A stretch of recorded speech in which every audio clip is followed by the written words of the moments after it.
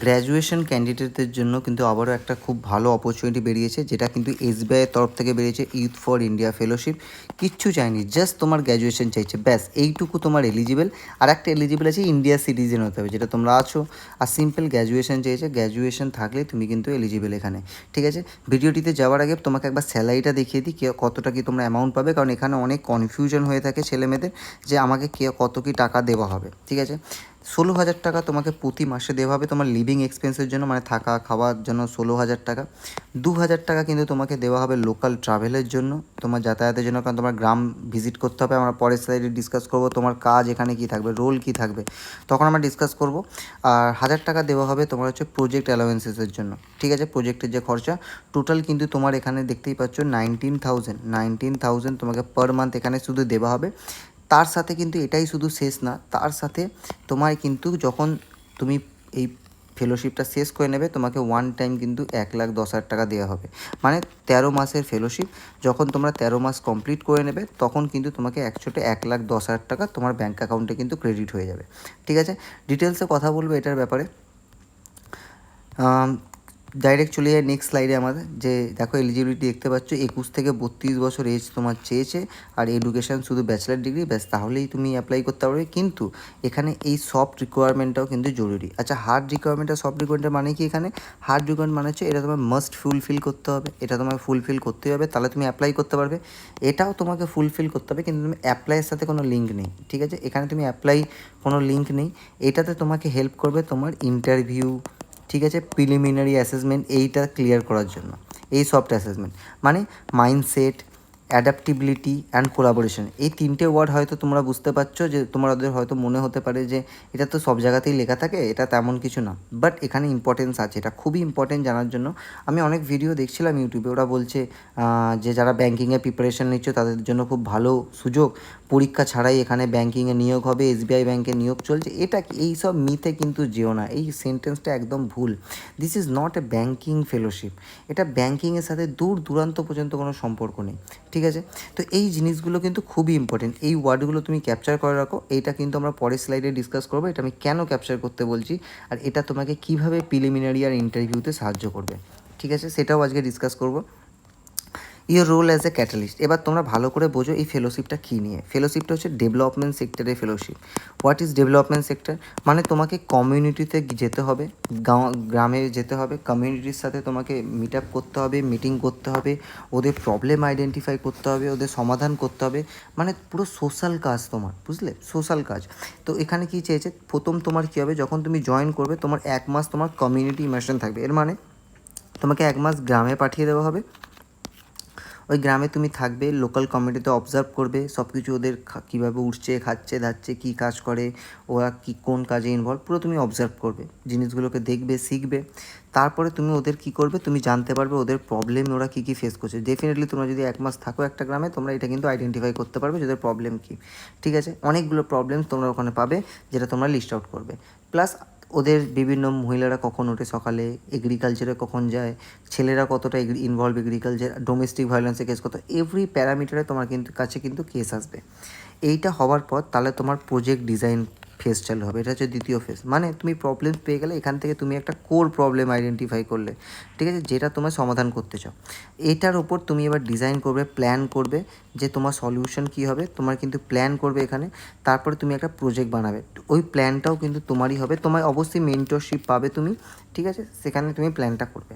এবার প্ল্যানটা হয়ে গেল, এবার তোমার কিন্তু চলে আসবে ইমপ্লিমেন্টেশন।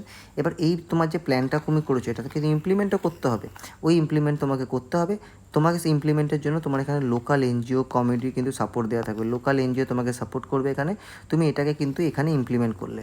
ঠিক আছে, এবার অনেক সময় ওখানে কিছুটা তোমার এক্সপেকটেশান কিছুটা মিট হবে, কিছুটা হবে না, তা ওই জন্য তোমাকে কিন্তু এবার রিপোর্ট রাইটিং করতে হবে, যে তোমার তুমি কী প্রবলেম খুঁজলে, কী সলিউশন পেলে, কীভাবে ট্যাকেল করলে, আর ভবিষ্যতে কী করা যেতে পারে, একটা পুরো রিপোর্ট লিখবে। মানে তোমার এখানে ফিল্ডের নলেজ বাড়লো, এখানে তোমার প্ল্যানিং, হাই কোয়ালিটি কাজ যেটা আছে, প্ল্যান করা, ডিজাইন করা, সেটার কাজ বাড়লো, ইমপ্লিমেন্টেশনের নলেজ বাড়লো, প্লাস রিপোর্ট রাইটিংয়ের নলেজ বাড়লো, মানে পুরো প্যাকেজ তুমি পেয়ে গেলে। ঠিক আছে, তো এই জিনিসটা খুবই জানা দরকার, এই জিনিসটাই তোমাকে কিন্তু প্রিলিমিনারি রাউন্ডে হেল্প করবে। এটা কীভাবে করবে দেখো, খুবই ইম্পর্টেন্ট স্লাইড, নেক্সট স্লাইডটা মিস করো না। সেটা আমরা ডিসকাস করবো। নাহলে কিন্তু তোমার অ্যাপ্লাই করে দিলে যদি প্রিলিমিনারি রাউন্ডেই তুমি যদি রিজেক্ট হয়ে যাও, দেন তার কোনো মানে হয় না। তোমাদের যদি অন্য ভিডিও বা ব্যাঙ্কিং ভাবো যে ব্যাঙ্কিং সেক্টর, তাহলে তোমরা কিন্তু প্রিলিমিনারি রাউন্ডেই রিজেক্ট হয়ে যাবে, তোমাকে আগে নিয়ে যাওয়াই হবে না। ওই 3টে ওয়ার্ড বলেছিলাম, মাইন্ডসেট, অ্যাডাপ্টেবিলিটি, সেটা কেন ইম্পর্টেন্ট এখন দেখবো।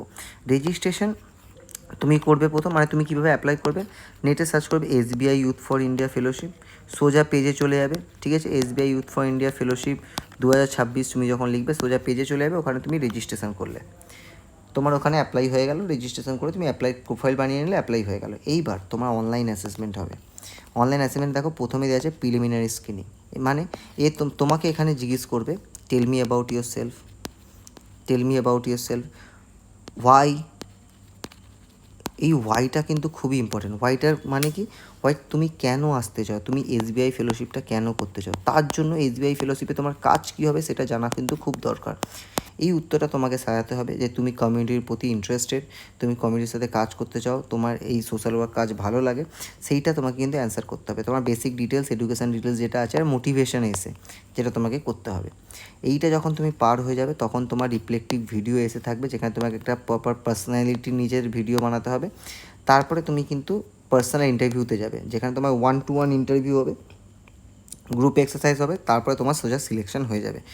এবার মাইন্ডসেট আমি কেন বলেছিলাম ইম্পর্টেন্ট, মাইন্ডসেট, অ্যাডাপ্টেবিলিটি, কারণ তুমি বুঝতে পারছো কাজটা কিন্তু খুবই তোমার ইন্টারেস্টিং হতে চলেছে। তার জন্য একটা মাইন্ডসেটও দরকার। তোমরা কাজটাকে যেকে যতটা ফ্যান্সি ভাবছো সেটা কিন্তু না, তোমাকে 1 মাস গ্রামে থাকতে হবে, ঠিক আছে, ওখানে প্রবলেম আইডেন্টিফাই করতে হবে। এটা ততক্ষণ তুমি করতে পারবে না যতক্ষণ তোমার ওই কাজের প্রতি ইন্টারেস্ট আছে, ঠিক আছে। তুমি যদি ভাবো আমি একটা স্যালারি পাবো, স্যালারি পেয়ে আমি সোজা পাবে চলে যাবো, সাপোজ তুমি পাবে যাবে, এনজয় করবে, হ্যাঁ না, ঘুরবে, এই লাইফ কিন্তু থাকবে না তোমার।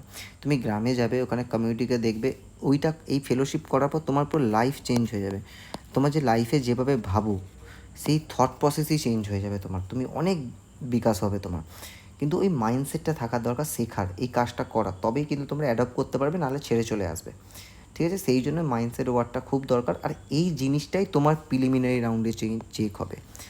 প্রিলিমিনারি রাউন্ড বলো, ইন্টারভিউ বলো, এই একটাই জিনিস চেক হবে, যেটা তোমার হচ্ছে মাইন্ডসেট, আর তুমি অ্যাডাপ্ট করতে পারবে কি না, তুমি ছেড়ে আসবে না তো। এই দুটো জিনিস তুমি যদি প্রমাণ করে দিতে পারো, তাহলে কিন্তু তোমার এখানে সিলেকশন হয়ে যাবে। সেম যে বলেছিলাম মাইন্ডসেট, অ্যাডাপ্টেবিলিটি, ওইগুলো যদি তুমি প্রমাণ করে দিতে পারো নিজে, তাহলে তোমার সিলেকশন যেটা আছে হয়ে যাবে, ঠিক আছে। 30 এপ্রিল এটা লাস্ট ডেট থাকবে। 30 এপ্রিল আগে তোমাকে অ্যাপ্লাই করে নিতে হবে, তো যাও তাড়াতাড়ি অ্যাপ্লাই করে নাও, খুব সুন্দর অপরচুনিটি। ফেলোশিপটা করার ফলে বেনিফিট কী কী হবে, ফেলোশিপটা করলে তুমি, যেহেতু আমি বললাম তুমি একটা পুরো প্যাকেজ পাচ্ছ, তো তার জন্য তোমার এখানে কিন্তু বিভিন্ন ডেভেলপমেন্ট সেক্টরে যত NGO জব আছে, ঠিক আছে, NGO জব, তারপরে বিভিন্ন অর্গানাইজেশনের জব, যত ডেভেলপমেন্ট সেক্টরে জব আছে না, সব তোমাকে তখন দেখবে শর্টলিস্ট করতে আরম্ভ করেছে, সবাই তোমাকে চাইছে, কারণ তুমি অলরেডি একটা প্যাকেজ হয়েছো, যেখানে তোমার ফিল্ডের নলেজ আছে, যেখানে তোমার রিপোর্ট রাইটিং, প্ল্যানিংয়ের নলেজ আছে, এভরিথিং নলেজ আছে, তো তোমার শর্টলিস্ট আর সিলেকশন তুমি চান্সটা অনেক বেড়ে যাবে, ঠিক আছে। তো থ্যাংক ইউ সো মাচ। ভিডিওটি ভালো লাগলে নিজের বন্ধুদের সাথে শেয়ার করো, আর আমাদের চ্যানেলটাকে লাইক করে দাও। লাইক করে দিলে আমার অ্যালগোরিদম যেটা আছে সেটা তোমাকে আমার ভিডিও শো করবে, আর তুমি টাইম থাকতে ভিডিওগুলোকে দেখে অ্যাপ্লাই করতে পারবে, আর জবগুলোকে ক্র্যাক করতে পারবে, ঠিক আছে। আর সাথে আমাদের ডেসক্রিপশন আর কমেন্টে দুটোই দেওয়া আছে হোয়াটসঅ্যাপ অ্যান্ড টেলিগ্রাম। এই গ্রুপটা লেটেস্ট জব আপডেটস পাওয়ার জন্য, ডেলি জব আপডেট দেওয়া হয়, তার জন্য ওইগুলো জয়েন করে নাও, ঠিক আছে। Thank you so much for watching. দেখা হচ্ছে অন্য ভিডিওতে, ততক্ষণের জন্য স্টে টিউন।